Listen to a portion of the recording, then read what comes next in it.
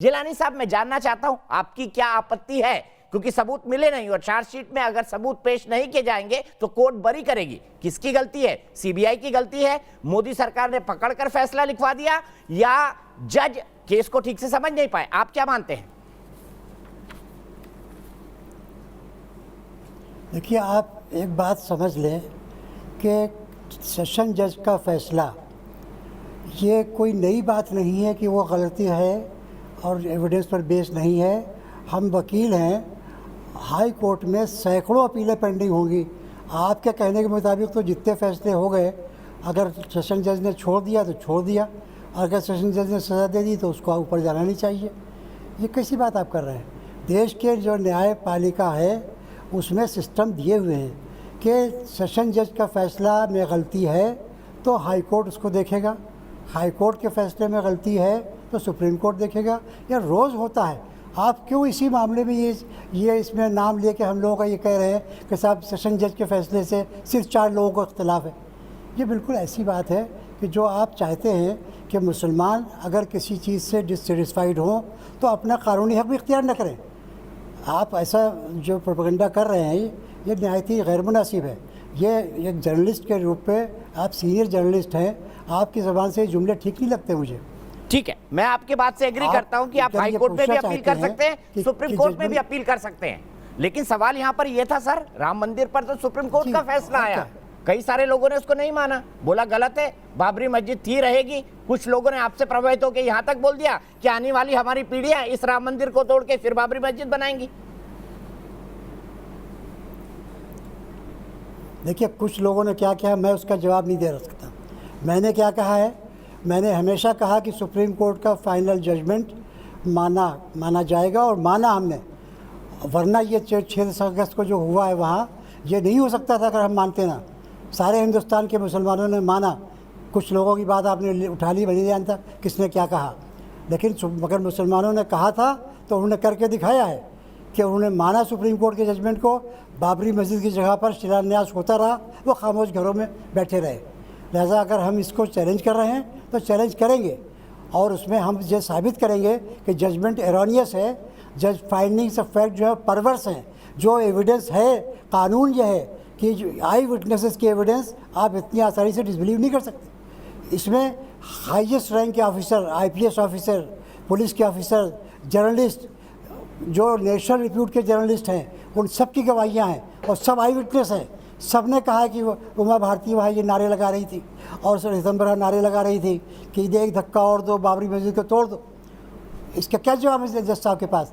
क्या ये 153A का ऑफेंस नहीं है? क्या 153B का ऑफेंस नहीं है? क्या 505 का ऑफेंस नहीं है?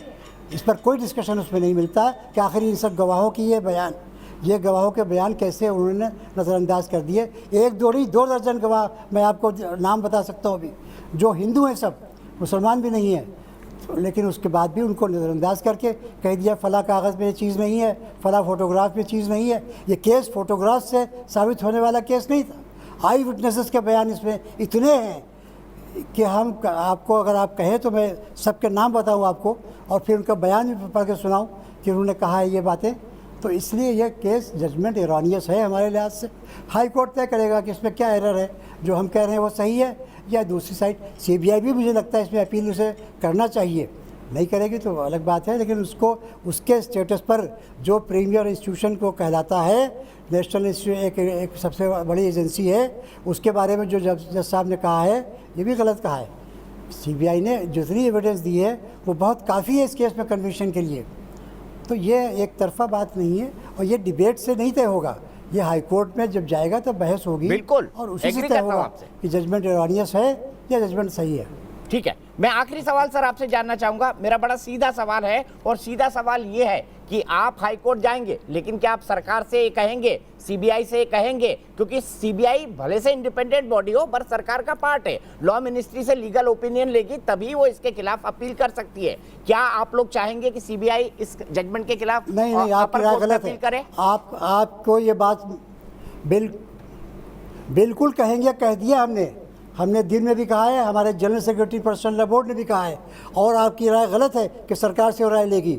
CBI को कतई ज़रूरत नहीं है, उसके अपने काउंसिल होते हैं और वो सुप्रीम कोर्ट का फैसला है कि सीपीआई इंडिपेंडेंट बॉडी है, सिर्फ प्राइम मिनिस्टर के मातहत होती है, लेकिन प्राइम मिनिस्टर भी उसमें इंटरफेयर नहीं कर सकता।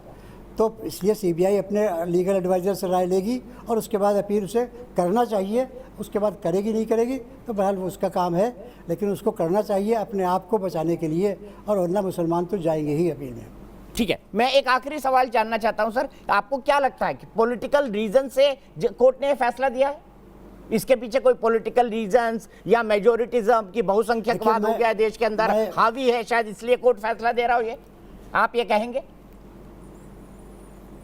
देखिए, मैं सुप्रीम कोर्ट के जजमेंट की रिस्पेक्ट करता हूं, जो इसी केस में 1994 में उन्होंने कहा था कि इसके डिमोलिशन से एक स्ट्रक्चर नहीं डिमोलिश हुआ है, बल्कि माइनॉरिटीज़ का फेक डिमोलिश हुआ है और रूल ऑफ लॉ डिमोलिश हुआ है। तो मैं रूल ऑफ लॉ को इस्टेब्लिश करने के लिए हाई कोर्ट जाना चाहता हूं। मैं किसी जज पर कोई मोटिव इम्प्यूट नहीं कर सकता।